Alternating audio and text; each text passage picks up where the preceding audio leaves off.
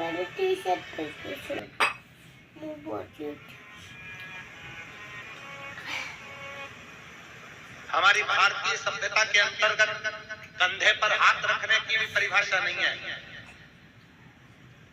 हाथ तो उससे मिलाया जाता है जिससे एक हाथ की दूरी बनाकर रखना पड़ता है। भारतीय संस्कृति में तो दिल मिलाया जाता है, एक दूसरे के गले लगा जाता है, प्रणाम करा जाता है, नमन किया जाता है।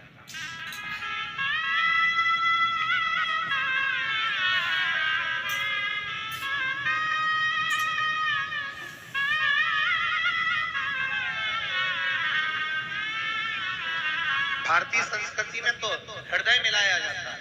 भारतीय संस्कृति में हृदय का मिलाप होना चाहिए, हृदय का मिलाप।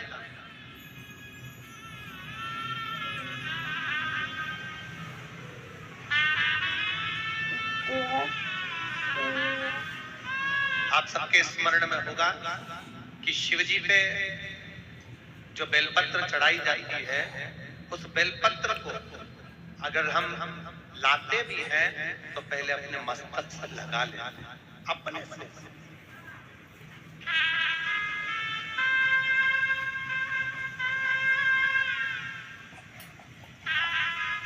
शिव जी का कोई पुष्प मिल जाता है, उस पुष्प को अपने सिर से लगा ले।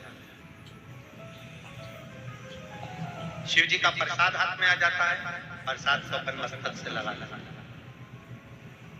क्यों लगाते हैं? किस लिए लगाते हैं? कोई अतिथि, कोई अपने घर में बुजुर्ग आ गया, बड़ा आ गया, कोई संत आ गया, साधु आ गया, गुरुजन आ गया, तपस्वी जन आ गए, साधु जन आ गए, अपन उनसे कहते हैं साहब आपका हाथ हमारे सिर पर रख दीजिए, आपका आशीर्वाद दे दीजिए, मस्तक पर आपका हस्त रखाएगा तो हमारा जीवन सफल हो जाएगा, मेरी रेखाएं पलट जाएगी, मेरा भाग्य सफल जाएगा। जल से भरा हुआ पात्र हम अपने सिर पर लेते हैं। आम के पत्तों से, आम के झूमर से बंधा हुआ कलश हम अपने सिर पर लेते हैं। जल से भरा हुआ श्रीफल हम हमारे मस्तक पर लेते हैं। हम कोई भी सामग्री ऐसी नहीं लेते जिससे हमारे जीवन को निष्फलता मिले, हमें सफलता मिले।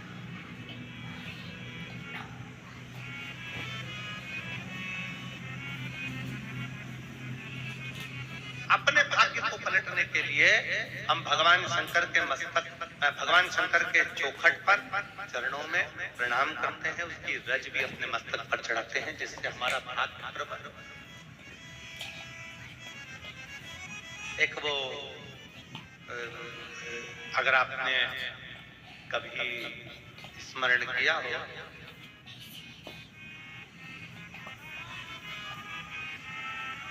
वास्तु का अगर स्मरण किया हो तो उसमें और भविष्य पुराण के अंतर्गत एक बड़ा सुंदर भाव आता है कि टूटी वस्तु, टूटी सामग्री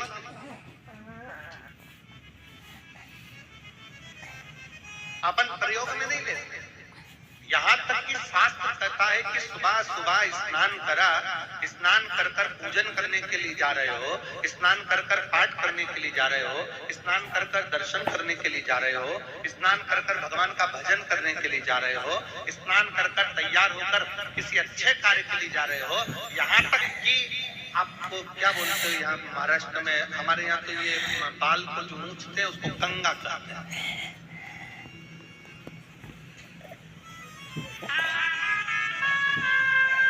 शिव तत्व तो यहाँ तक करता है कि टूटा कंगा जीवन को कर देता है ना।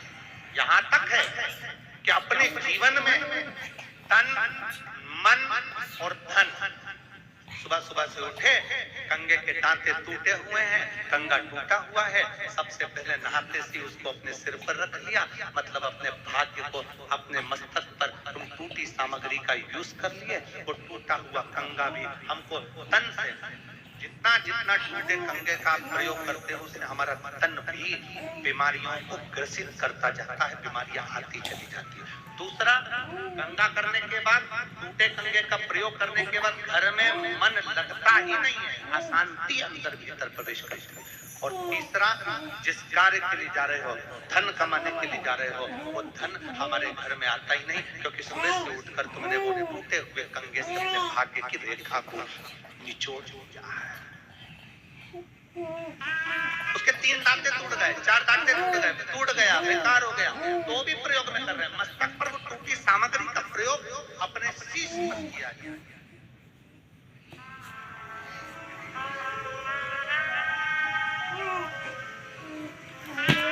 केवल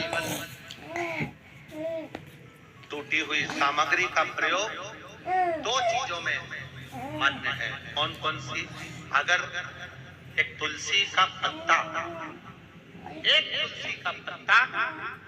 अगर प्रसाद के रूप में कहीं से मिला है, उस पत्ते के छोटे छोटे टुकड़े कर भी आप अपने घर के लोगों को दोगे तो वो तुलसी का पूर्ण पत्र माना जाता है। उसी तरह शंकर पर चढ़ी हुई बेलपत्र और एक ही बेलपत्र मंदिर में मिली और घर में 10-12 लोग हैं तो उसके भी टुकड़े कर करके थोड़ा थोड़ा अगर घर के लोगों को दोगे तो पूर्ण बेलपत्र माना जाता है। पूर्ण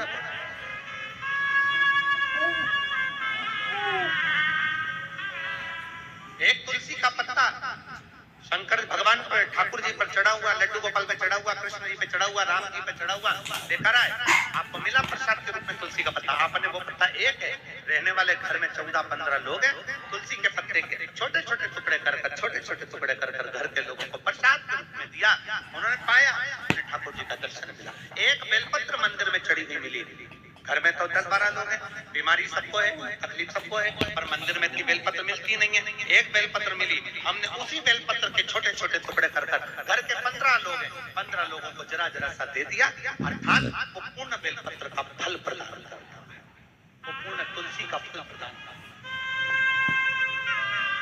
अब कई लोग ऐसे भी बैठे हैं कथा में, ऐसा नहीं है कि कथा में नहीं बैठे, कई लोग ऐसे बैठे हैं, मेरी काकी की तबीयत खराब है, मेरे भाऊ की तबीयत खराब है, तो उसके लिए एक पत्ता लेकर जाऊंगी, मेरे चाचा जी की तबीयत खराब है, एक पत्ता उसके लिए लेकर जाऊंगी, मेरी माता जी की तबीयत खराब है, एक पत्ता उसके लिए लेकर जाऊंगी। शिव महापुराण की कथा कहती है, अगर शंकर जी पे चढ़ा हुआ एक पत्र भी मिल रहा है, उस पत्र का वह छोटा सा टुकड़ा भी अगर हमको ग्रहण करने को मिल रहा है, समझ लेना कि शिव पूर्ण है। हमने पहले भी कहा, आपके घर में शंकर का शिवलिंग खंडित हो गया, टूट गया, 4 टुकड़े हो गए, 10 टुकड़े हो गए, 50 टुकड़े हो गए, शंकर के शिवलिंग के 1000 टुकड़े हो गए, तो भी वो शिवलिंग खंडित नहीं माना होगा, वो अखंड है, अखंड रहेगा।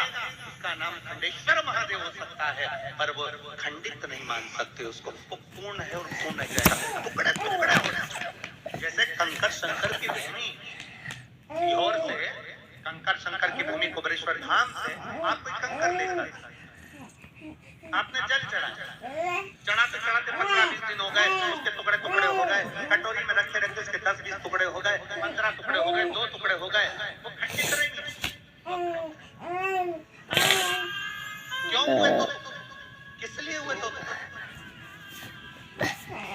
आप लाए कुबेरेश्वर धाम से कंकर शंकर उठाकर लेकर आ गए, पूजन कर लेकर आए, टुकड़े हो गए। क्यों टुकड़े हो गए? हो सकता है मेरा प्रदान करने वाला होगा। और कई लोग ऐसे हैं कि उसको विषम परिस्थिति में विचार करते हैं। कई लोग उसको बुरा तत्व, हमारे पास में टूटा हुआ रुद्राक्ष आ गया, हमने सोचा कि टूटा हुआ आ गया, हमारे भाग्य बेकार होंगे, हमारे पास टूटी हुई बेलपत्र आ गई, हमने सोचा कि भाग्य बेकार होगा, हमारे पास टूटी सामग्री आ गई, हमने सोचा भाग्य बेकार होगा। जा रहे थे, रात्रि के समय पर कुत्ता रो रहा था, तो मन में आया, ना जाने कुत्ता क्यों रो रहा है, वो जरूर कोई बेकार होने वाला होगा। अरे हो सकता है कुत्ता इसलिए भी रो रहा हो कि बेचारे को भूख लगी हो, दरवाजा खोले, रोटी दिया तो चुप हो जाएगा। मन में भ्रम भरा गया, मेरा लड़का बाहर गया,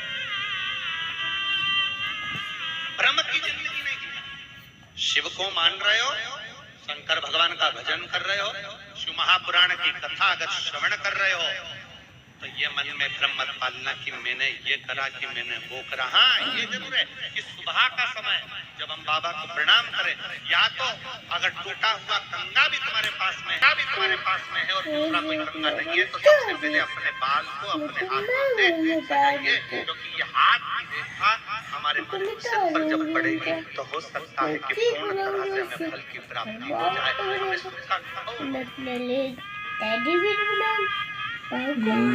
क्यों? चरणामृत और पंचामृत दोनों में अंतर होता है। पंचामृत किस किस चीज से मिलकर बनता है? उत्तर दो जल्दी से। दूध, मेरे को बोलो बोलो, शहद, घी,